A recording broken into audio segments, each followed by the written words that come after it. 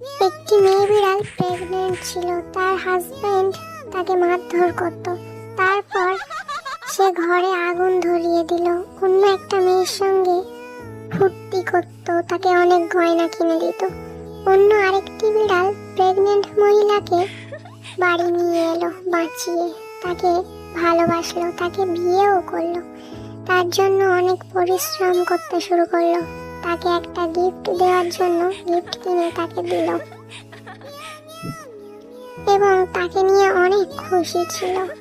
তাকে দোলনা চড়াতো, তারা অনেক খুশি আনন্দে থাকতো। হঠাৎ একদিন প্রেগনেন্টের ব্যথা উঠলো।